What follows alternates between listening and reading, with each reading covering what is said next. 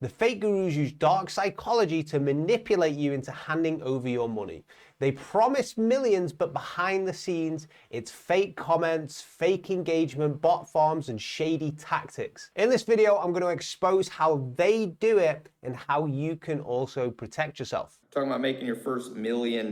Today, I'm going to share with you how to make a $1 million profit. That means it's so much easier to make $1 million your income. We're about to get rich right here, Hustlers University. Extra $1,000 a month, or you want to make tens of millions of dollars like these people and myself do. Now I'm going to show you some of the darkest tactics that they use in this video. But to give you a little bit of context, my business is in persuasion, aka behavioral science, aka using psychology in marketing or sales to try and get people to do a particular action. So for instance, if I told you that you only have a limited amount of time to buy the thing that I'm selling, that is persuasion. Now persuasion itself is neither good nor bad. It's actually just a tool. If you use persuasion ethically to help people get a good outcome, that is motivating people to take a particular action. If you use persuasion negatively, where you don't give a about the person and you don't care what happens to them, all you want to do is line your own pockets, that is called manipulation. You're manipulating people and it usually ends in a bad outcome for them. So it's kind of like Star Wars, right? You've got the light side, you've got the dark side. But oddly enough, people who use the dark side actually don't even increase their sales. They actually wreck parts of the business. And I'll go into that in a little while and show you some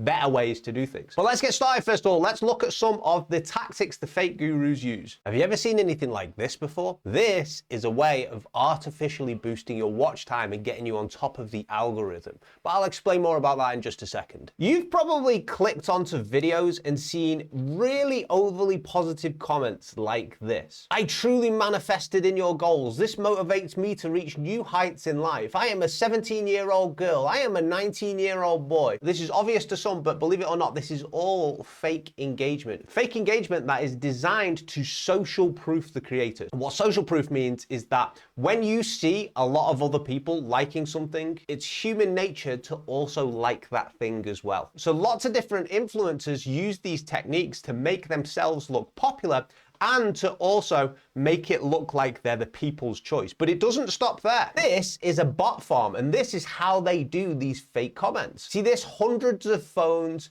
with running various different scripts, all automatically scrolling, selecting content, liking it, and commenting on it to hack the algorithm into thinking that this piece of content is actually popular. And there are hundreds of these bot farms all designed for different influencers. Now, why am I bothered about this? Because it gets a little bit darker. That bot farm right there was just one of many. Some are public and you can access them. Others that I know about are invite only, and this is the dark part right here. I know a person who knows another person who runs one of these bot farms, one of the invite only ones in the US. And the reason it's invite only is because the people who use them don't want their name getting out. And let me just tell you, some of the people who use that service on social media are some of the main popular top dogs. Some of the people who repeatedly turn around to you and say, hey, if you want to build a YouTube channel, you've just got to work really hard. You've got to make sure your hook's right. You've got to make sure your title and your thumbnail is great, because then your audience won't see value if it isn't. Meanwhile, in the background, they're on an invite-only bot list designed to hack the algorithm. Designed as well to social proof their presence. We see how we've shifted from just writing a few positive comments underneath the video to deception, to manipulation, to telling you to do one thing while they do something else. That is why that bothers me so much. The second way that fake gurus manipulate you, they use something called urgency. And urgency is a persuasive principle which is used to drive action. And it's very good at driving action. And urgency and scarcity on their own, there's actually nothing wrong with them. If you say, I've only got a couple of spots left in my program, and you have, that's fine. That will encourage people to buy. If you say, hey, you know what? You're gonna miss out on this offer because it's ending in a few hours, and then people buy, there's nothing wrong with that either. It's perfectly ethical if it's true. But over time, various different gurus have learned these techniques of actually drove action. And what they'll do is they will use urgency and scarcity in a way which is very damaging for people. Take a look at this clip from Mr. Tate. The system which is designed to keep you as a slave is strong. It's designed to keep most of the people at the bottom slaving away. The matrix is weak now. You have an opportunity now to make more money than you've ever had in your entire life. You need to start preparing for the impending fiscal doom. Most Joe Schmoes of Earth are waiting to be crushed. Hustlers University, this is the only school online that's going to teach you exactly what to do to make sure you are not crushed along with the normies. And if you're sitting here and you've watched this video and you do not take the steps as a full-grown adult to educate yourself about your impending doom, you deserve what happens to you. So looking at that clip there, Andrew Tate uses a special type of scarcity that's called loss aversion. And loss aversion is telling people what they have to lose by not taking action. Because loss aversion defines that people tend to take more action when they understand what they have to lose versus what they're going to gain from something. But this is a great example of manipulation, and I'll tell you why in just a second. Rather than saying, hey, you know what, this has helped a few people, we have the doors closing soon, and we're going to increase the price, or something more ethical like that. He said, your doom is coming, you're going to be destined for a life of slavery if you do not take action right now. You see how that's different? Tate says quite a lot of funny things, which actually get me laughing. But in this example, this is dangerous because it affects vulnerable people.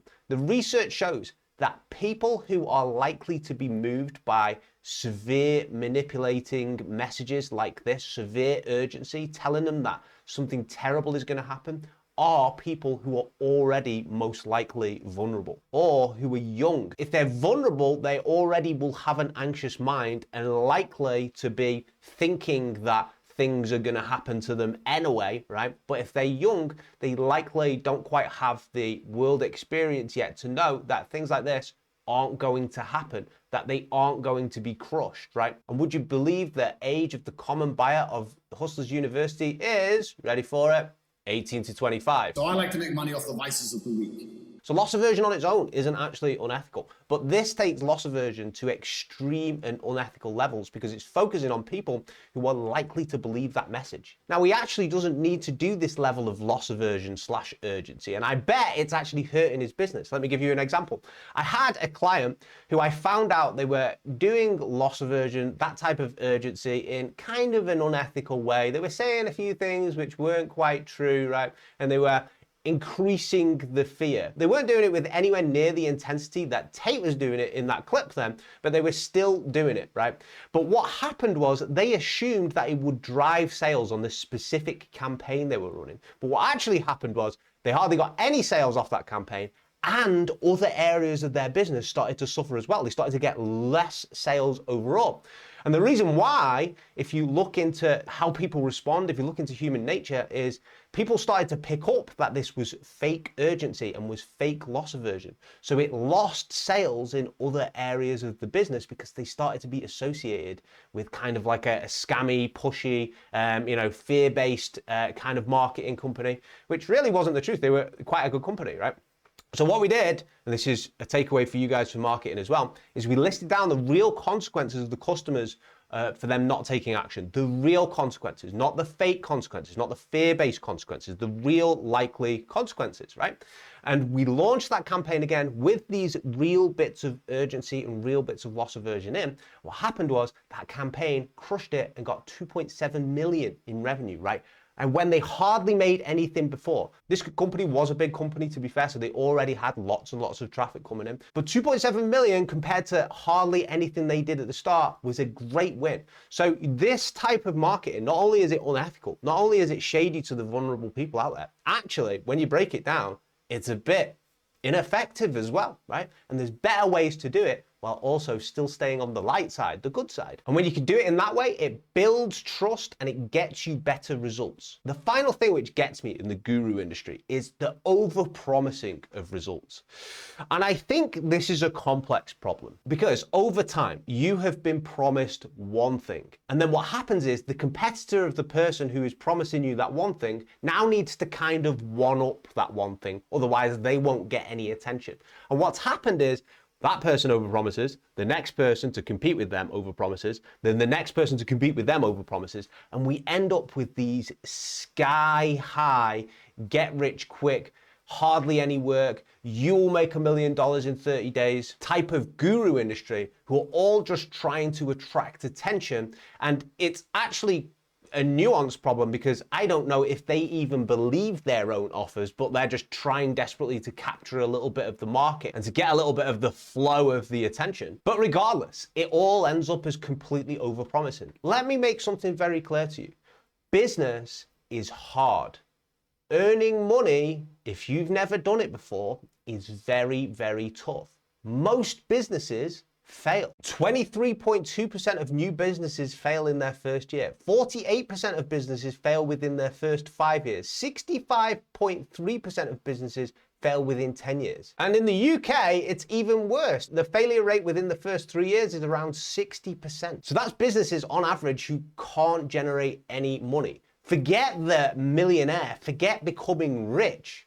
We've not even looked at the statistics of businesses which generate a basic income level, right? We're just looking at the failure businesses. So the next time you hear somebody saying, hey, you know what, it's really easy to generate this money, wonder why they don't have a million case studies from a load of the population all saying that their course has made them rich.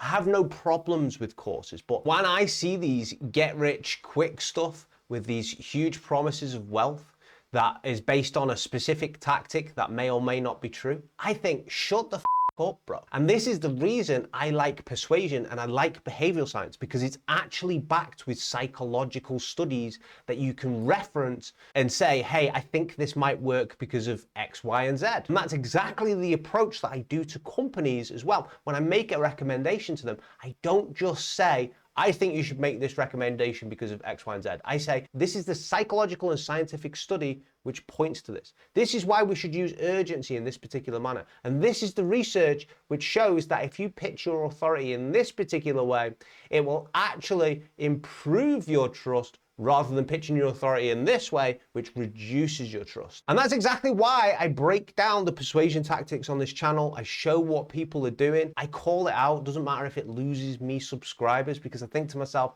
people really need to know what's going on here. And people really need to know what's actually based in science and what actually works, and how the human brain actually works, because ultimately, you're going to be interacting with humans if you're trying to market or sell your service or persuade someone. So you need to have a good understanding of how that works. And that helps you separate the fact from fiction. Now, a bit of a roundup of this video. Not all course sellers are bad. Not all gurus are bad, right?